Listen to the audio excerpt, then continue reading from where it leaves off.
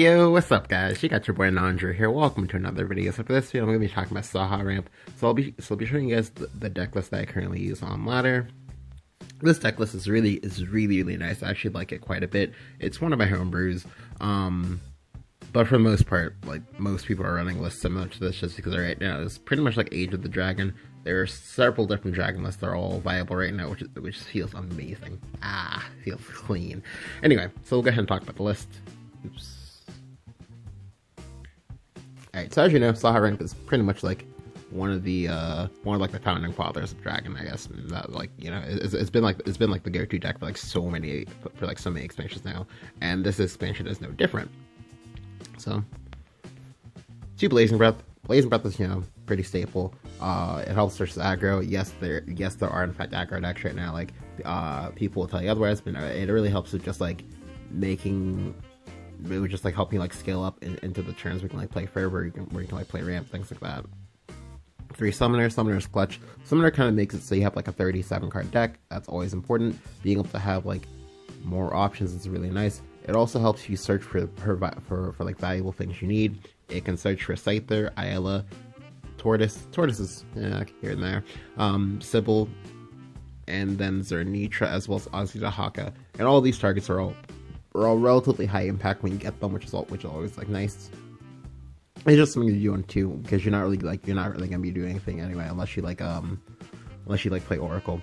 2 Ayla Dragon Sword. So as you may have noticed from like my PDK video, I also mentioned there that like I really don't like playing more than 1 to 2 of Ayla Dragon Sword, just because like realistically in a game you're only gonna have 2.5 evos, just because like sometimes you'll go first and you'll have 2 evos, and sometimes you'll go second and you'll have 3 evos. Now because you can't really have half an evo, we round this down to 2. As a result, we have 2 evos. Most times you'll find that in this list, as well as just like in general, like playing like any dragon list, most times I find that what you end up evoing instead is Zernitra, as well as Sybil, as well as Israfil if you're playing those. So usually that kind of means that like Ayla's kind of like at the very bottom of the priority ladder, and that's like not where you want to be at, and therefore as such I'm only playing 2 of them.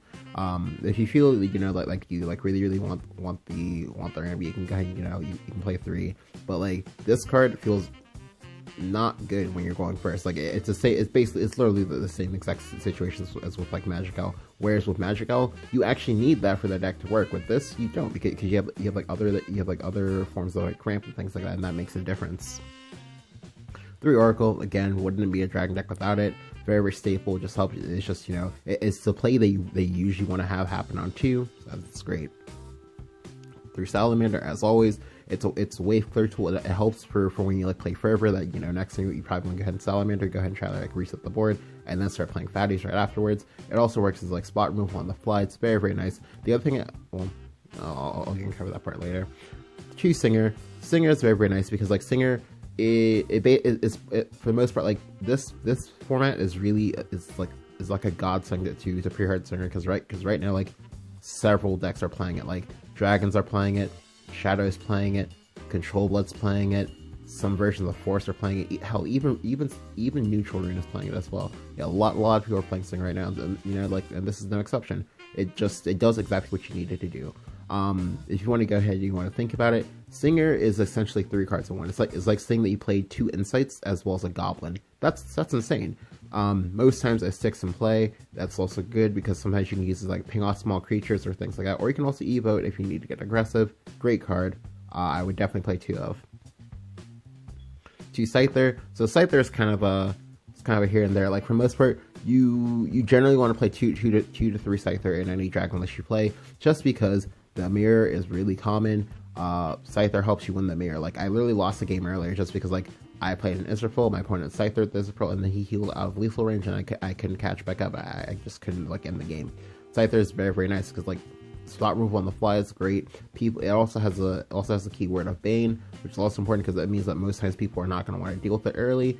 Or if they are, that just, you know, that buys you time to scale up. Like you mainly just hold it versus Dragon, just because again you usually use it to kill Bahamuts or Israfils or Zeuses, and that's great. But versus other decks, you can kind of like tempo it out if you want to, and that's usually fine. But yeah, great card. 2 Elder Tortoise. So this is one of the bigger ones.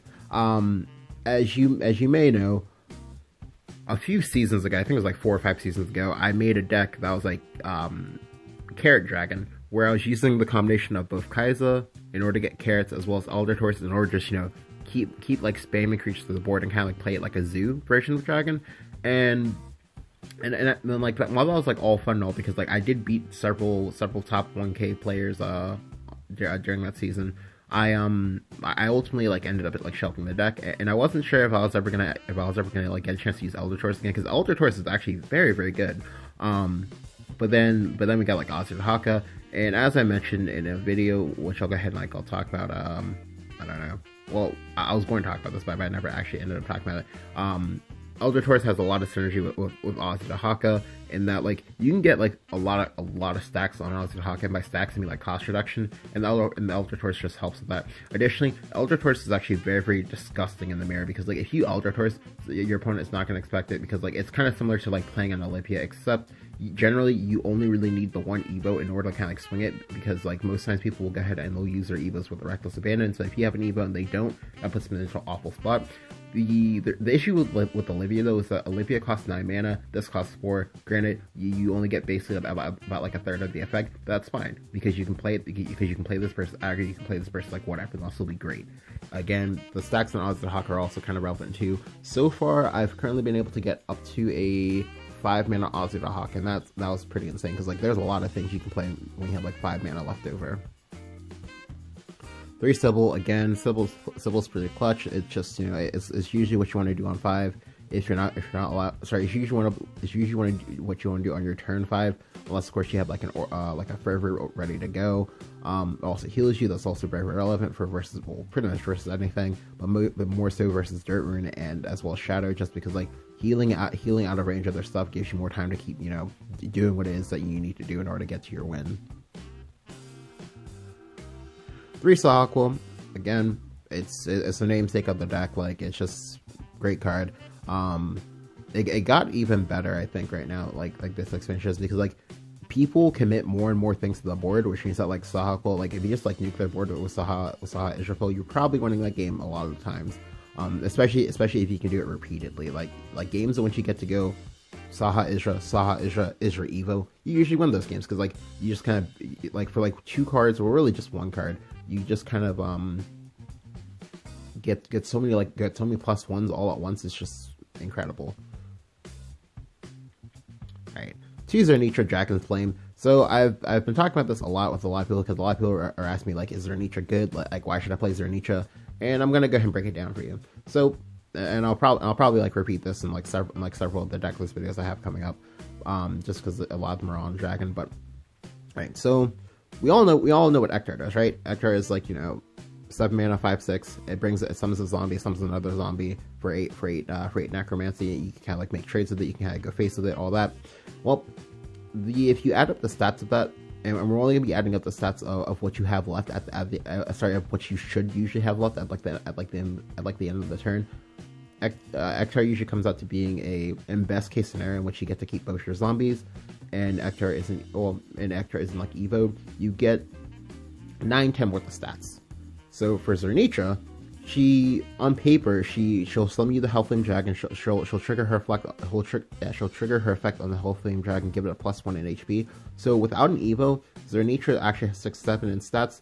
But how about with an Evo? Most times, as I said before, like you're gonna want to be giving an Evo to Zernitra every single game. Well, not really every single game, but in a lot of games, just because like when you Evo the Zernitra, she suddenly goes up a ton in stats. She goes from being a 6-7 to being a 10-11 in stats across 3 bodies. Most times in games that I've had, like people, they'll on their turn 6, or sorry, going to like my turn 6, my turn 7, if I happen to use a Salamander, a lot of people, they in fear of Salamander won't commit to the board. So Zernitra is the ultimate punish to that. Like if you don't commit to that board, I will go ahead and I'll play out Zernitra. I'll evolve it, and I'll be threatening lethal. Again, this is in conjunction with Ozzy the Haka, just because like if I get the ramp or anything like that, or if I get like double ramp, that means that the Ozzy the Haka can actually come down the next turn if you for some reason can't like full clear that board. That's a lot of damage.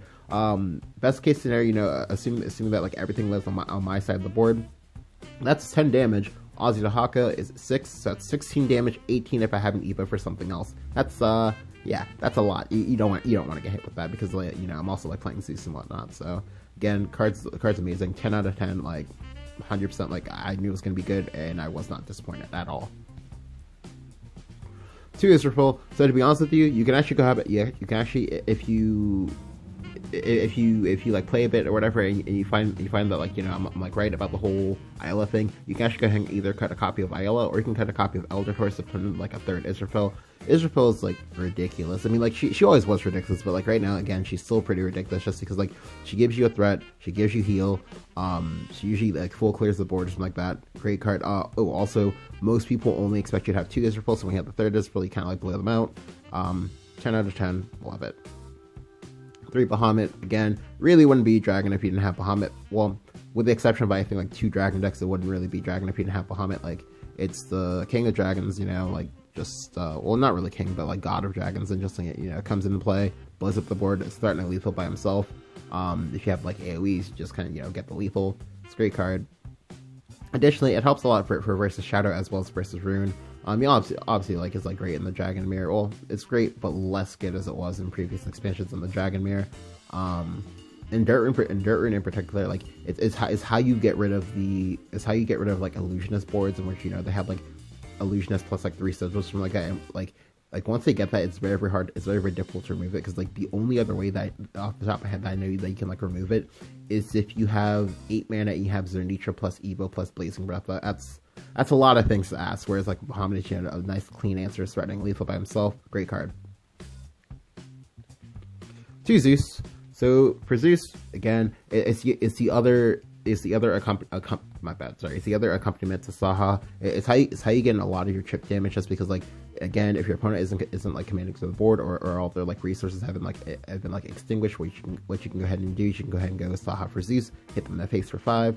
If you have like an Aussie to Haka chilling in the back, that's 6 more damage. Or you know, if you just like get a chance to recast a second Zeus, you can go ahead and kill them.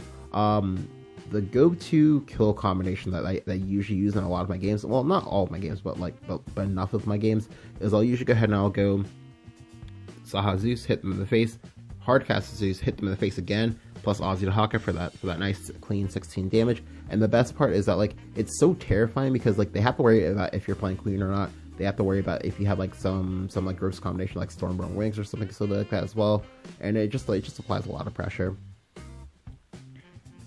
1 copy of Queen. So to be honest with you, if you really like Queen combos, you can go ahead and up the number of this to 2.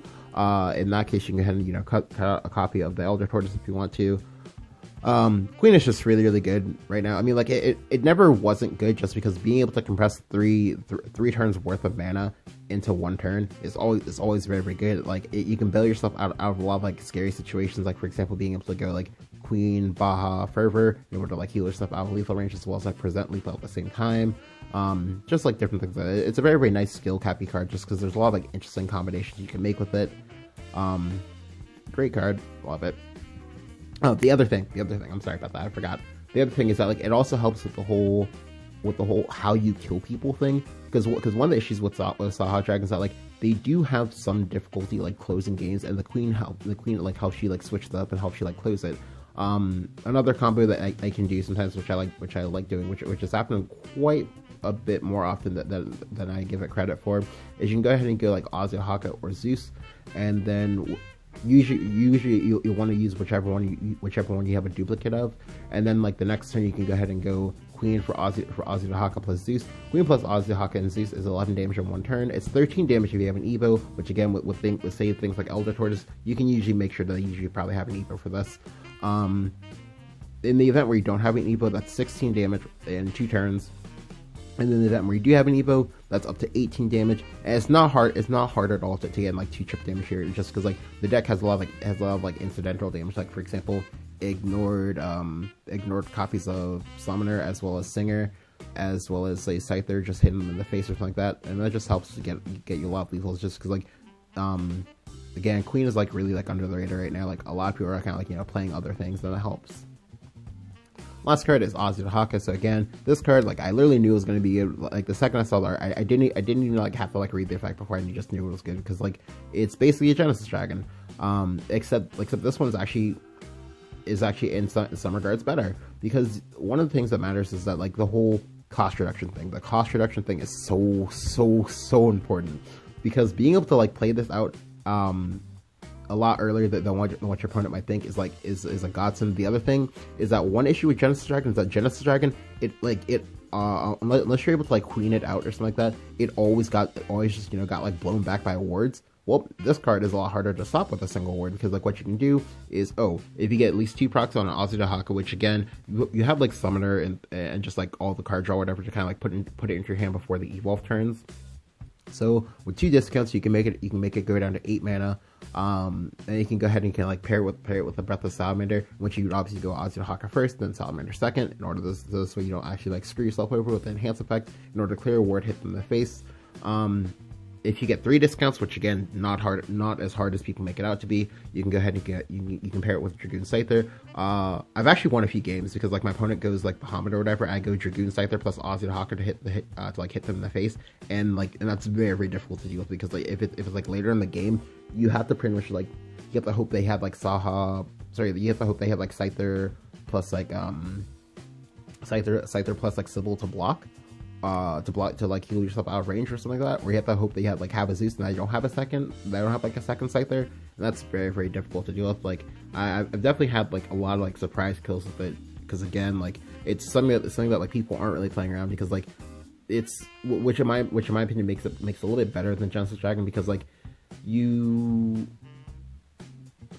it's because like it's in the back of most people's mind, like they're just like, okay, well, I only have to worry about like if the dragon's on 10 mana or whatever. But no, with Aussie Haka, like you have to worry if I get to at least even like 6 mana or 7 mana or something like that, because like it's always just a looming threat. It can be searched, and that's always great.